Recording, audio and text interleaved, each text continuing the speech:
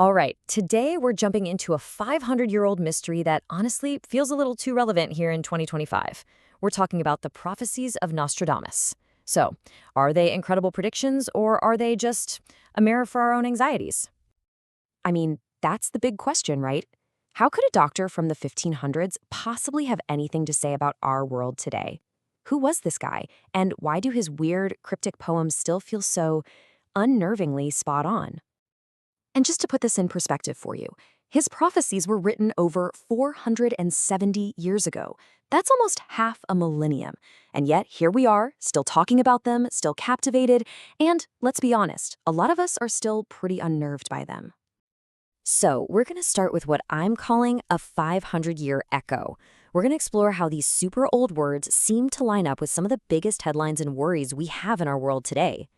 First up, let's get into the really alarming stuff. The parallels people are drawing between Nostradamus' visions of global conflict and all the turmoil we see around us. So, this is where you can start to draw a pretty straight line. Nostradamus wrote about cruel wars and huge shifts in who holds power. Now, you just have to glance at the news today, and you can see why these centuries-old phrases are really grabbing people's attention. The folks who interpret his work, they point directly to things like ongoing wars and how the global balance of power is clearly changing. And get this, some even argue that his warnings could be stretched to cover modern problems like cyber threats. It makes these ancient verses feel brand new. And it wasn't just about war. His writings also seem to touch on a theme that hits really close to home for so many of us: economic problems. He talked about widespread turmoil, which today we just call financial instability. So you see, this isn't just some vague feeling of doom and gloom. People are connecting his prophecies to very real, concrete issues that we all know about. Things like global inflation that just won't go away, and that general feeling of uncertainty as our whole economic system seems to be shifting under our feet.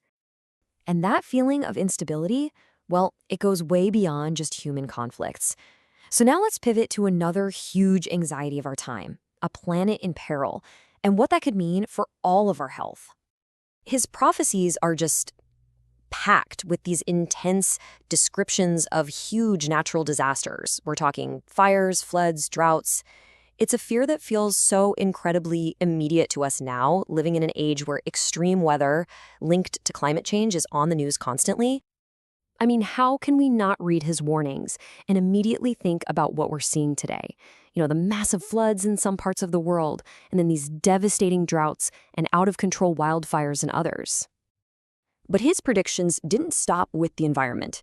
He also famously warned of pestilences and new diseases that he said would plague all of humanity. And wow, of course, this one just hits differently for us now, doesn't it? Living in a post-pandemic world, the threat of new diseases, and knowing firsthand just how fast a virus can circle the globe, it makes this one of his most chilling predictions. Okay, but wait, it is not all doom and gloom. It's really important to remember that hidden in his writings, there are also these little hints of a much brighter, more advanced future. Let's call them prophecies of progress. Yeah, buried in all of those dire warnings, you can actually find this glimmer of hope. Some readings of his work suggest that he might have seen our potential for incredible ingenuity, our ability to overcome huge challenges, especially when it comes to science and medicine. This kind of suggests a future where medicine isn't just about treating sickness, but it could actually change our relationship with life and death. And we see hints of this today with these incredible advances in biotech and research that might one day totally transform how long humans can live. Okay, so that brings us to the biggest question of all.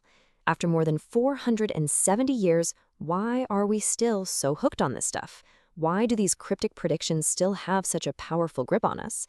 Is it really prophecy, or is it something else entirely?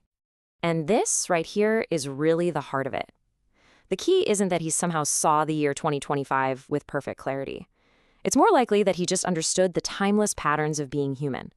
Conflict, sickness, and disaster, sure, but also our incredible ability to be resilient and to innovate our way out of trouble.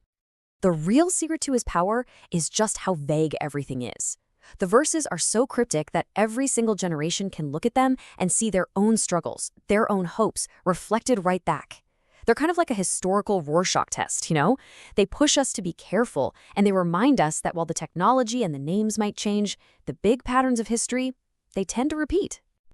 So, in the end, maybe the most interesting question isn't whether Nostradamus was a real prophet.